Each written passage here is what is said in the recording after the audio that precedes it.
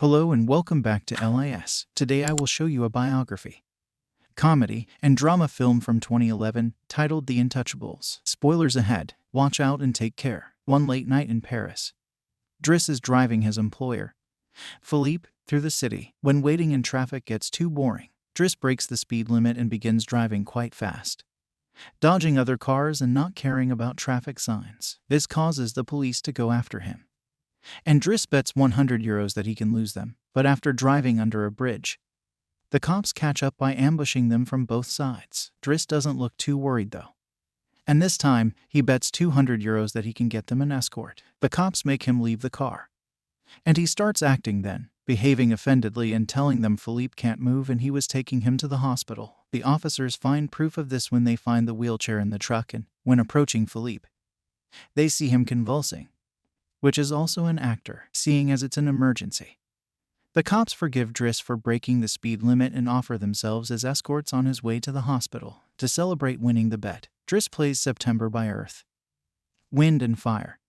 And when they arrive at their destination, he shares a smoke with Philippe as soon as the cops are gone. Driss promises he'll handle it and drives them away just before the hospital staff can find them. This friendship began many months ago. Philippe and his assistant Magali are holding interviews to find a new caretaker for him.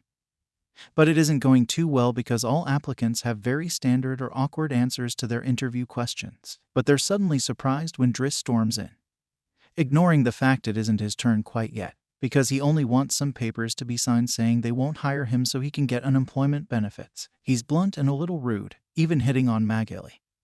But Philippe finds him amusing and asks him to come back the next day for his signed papers. Driss goes back to his home in a humble neighborhood and tries to take a bath while all his little siblings bother him, only managing to get it done in time thanks to his sister Mina, who is a bit older than the others and more responsible. While waiting for their mom to arrive, he looks through the window and notices his brother Adama getting out of a suspicious car. When the boy enters the apartment, he just says he was at school and leaves again after grabbing his bag, causing Driss to be even more certain that he's up to something. In the evening, his mom arrives, and he gifts him a Faberge egg he stole and tells her he's been away on vacation. When she asks, she isn't happy to see him though, because he disappeared for 6 months and never called, and now he's shown up out of nowhere as if her home was a hotel. She's done with all his lies and he has other children she has to take care of. She kicks him out and tells him not to come back. Driss spends the night having a smoke and some snacks with some neighborhood friends. The next day, Driss goes back to Philippe's house for his papers, and he's received by the housekeeper,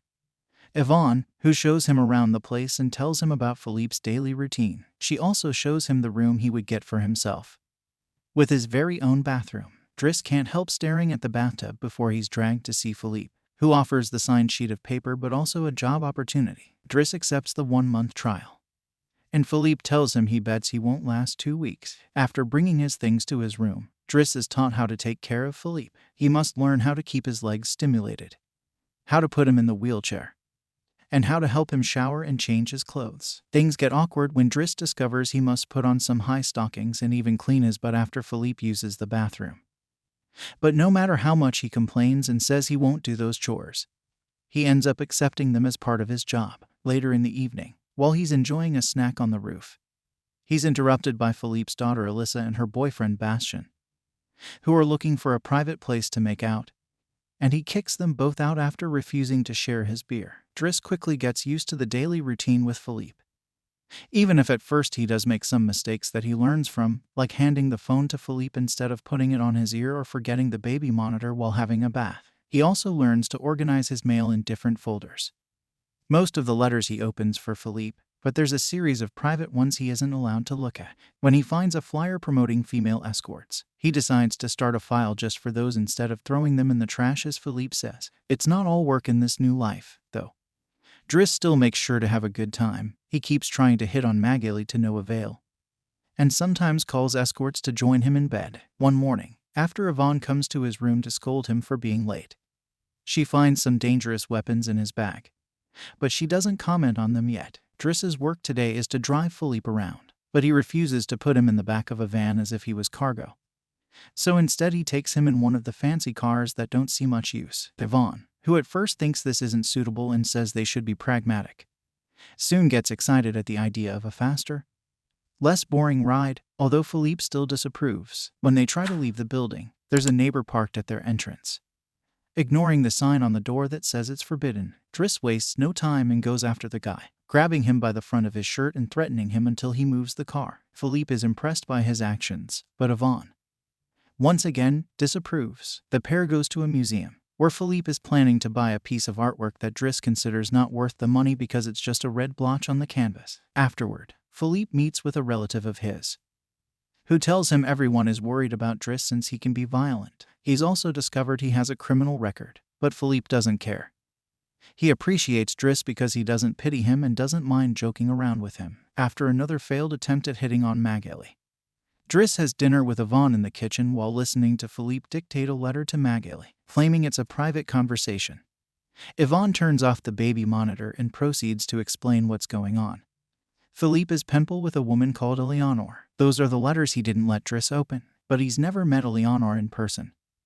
Their relationship is purely epistolar. Speaking of love, Driss teases Yvonne for the looks the gardener gives her all the time before going to bed. He's trying to sleep when he hears some weird sounds coming from the baby monitor.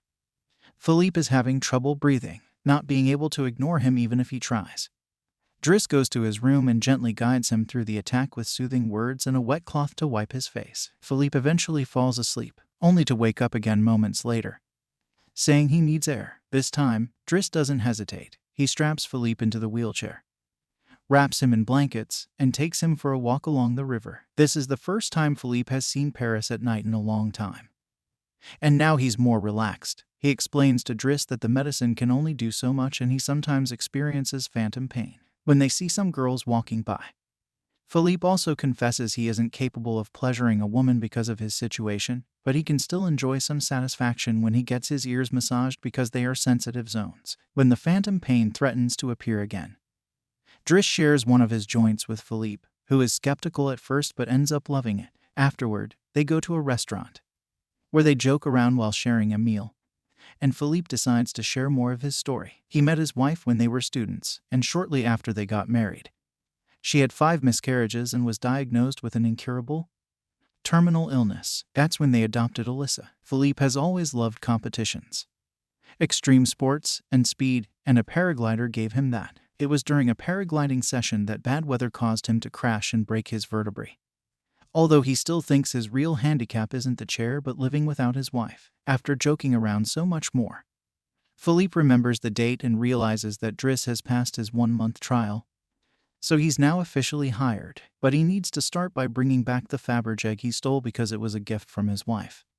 She would give him one every year, and he has exactly 25, matching their time together. The next day, Driss goes to talk to Mina when she's leaving school, who is a bit offended because he hasn't been answering her messages except to ask her to look for the egg. She also tells him about some cops that have been calling their home. Afterward, he visits Adama, who confesses he was found with 30 grams on him. Adama wants to take him to lunch, but Driss refuses and instead gets into the same suspicious car from before. Later on, Driss is allowed to be present while Philippe dictates his letter to Eleanor to Magali.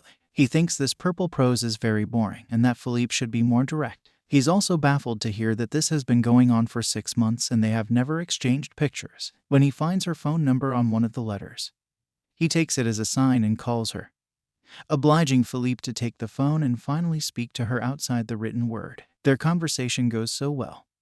Philippe is now on the phone with her all the time, even right before he and Driss attend the opera, during which Driss laughs and makes fun of the costumes. The next day, Driss convinces Philippe to accept the exchange of pictures with Eleanor and chooses one of him in the wheelchair. Afterward, while he's painting, Alyssa bursts into his room to ask him for cigarettes and makes fun of him for trying to be artistic. Getting angry, he kicks her out before going to see Philippe, who is currently asking Yvonne to change the chosen picture to one of him when he wasn't quadriplegic. She hides the picture inside the escort file right before Driss bursts in, complaining about Alyssa and telling Philippe he needs to discipline her, something Yvonne agrees with. Philippe agrees to talk to her, but he's mostly surprised when Driss lets it slip that he's been painting. Days continue to pass, and the friendship between Philippe and Driss continues to grow. Driss takes him to play in the snow and brings him with him when he goes out for a run. Philippe gets him his first suit and scolds his daughter while Driss listens to him through the baby monitor. When Driss finishes his first painting, he shows it to Magali,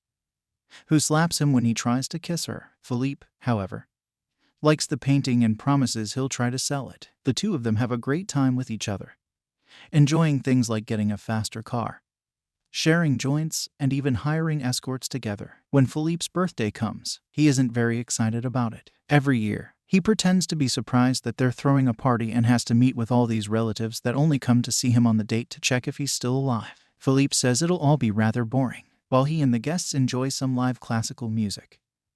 Driss searches for Alyssa, who is crying in her room after having taken some of Yvonne's pills, which won't kill her as she expected. The reason why she's sad is that Bastien broke up with her and called her a tart. So she asks Driss to talk to the boy, which he agrees to do for a price. Meanwhile, Philippe is showing Driss painting to his relative and manages to convince him to buy it for 11,000 euros. Driss goes back to the dining room and chats with Yvonne, who tells him Magali is in a relationship with someone named Fred. But things are rather rocky at the moment, giving Driss hope. As the party begins to die down, Philippe makes Driss listen to some of the most important songs in classical music history. But he can only joke in response. After the band is done, he brings his iPod and plays Boogie Wonderland by Earth, Wind and Fire before he starts dancing right in the middle of the floor. He's an incredible dancer and even convinces the rest of the party to join him and dance with him, which Philippe enjoys watching. Later, when putting Philippe to bed, Driss opens Eleanor's latest letter to him. She's sent her picture, showing she's rather pretty, and is telling him they should meet next week when she visits Paris. When the day of the date comes, Yvonne and Driss put Philippe through dozens of outfits until they find the perfect one. And since it's Yvonne who will take Philippe to the date, Driss uses his day off to visit Bastien and threatens him until he agrees to apologize to Eliza and bring her croissants every day. He also asks him to fix his hair. Afterward, he visits his mother at work, but only to watch her from afar. At the restaurant, Yvonne and Philippe are waiting for Eleanor, who is very late. Philippe gives up after an hour of waiting, calls Driss to ask him to take him away, and then leaves the restaurant without noticing Eleanor arrives at the same time. That same night, Philippe takes Driss with him in his private plane and gives him the money he got for selling the picture, making him immeasurably happy. They make it to the countryside the next morning, and Philippe decides to go paragliding, dragging Driss with him as well. Driss doesn't want anything to do with it, but after initially freaking out, he ends up enjoying the experience. When they return home, Adama is there waiting for Driss and gets scolded when he sees the scars on his face. Adama will still not tell Driss what's happening in his life though, so Driss makes him wait in his room while he calls Mina to tell her not to worry and goes to put Philippe to bed. Philippe, however, isn't sleepy yet. After making Driss look at a painting with him,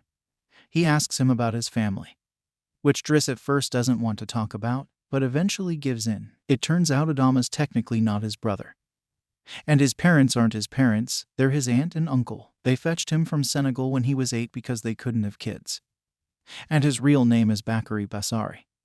But because other kids had that name, they called him Idris, and that became Driss. One day, his aunt miraculously was able to conceive, and after his uncle died, there were other men and more kids as well. In the same way that Driss had talked to him about Alyssa, Philippe points out that Adama needs discipline, so he fires Driss so he can be there with his family because he can't spend his whole life taking care of an old man. The next morning, after Bastien has brought his daily croissant while wearing a better hairdo, Driss packs his bags and gets ready to go. Magali comes to say her goodbyes, and when Driss tries to hit on her one last time, Magali introduces him to his significant other, Fred, which is short for Frederic. Turns out Magali isn't interested in men, and Driss gives up on the spot. On his way out of the house, he gives the baby monitor back to Yvonne and teases her for having lied to him about Magali just to mess with him. In return, she gives him the escort file he had started, and he's disappointed to find the picture he had chosen is hidden there. Driss throws away the file,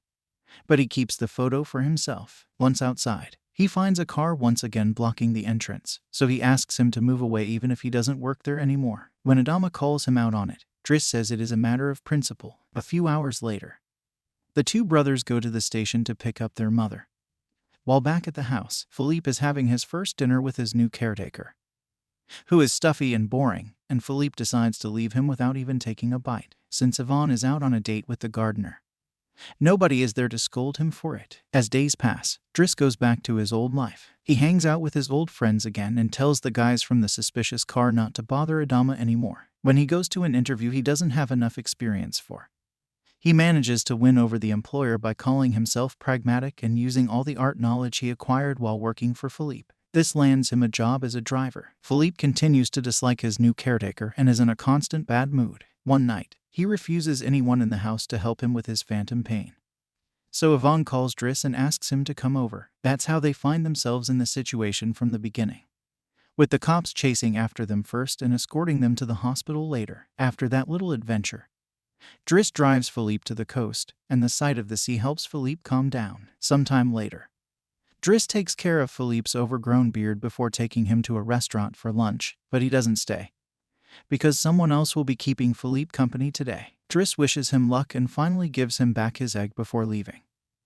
And Philippe starts worrying about being alone until he sees who his date is.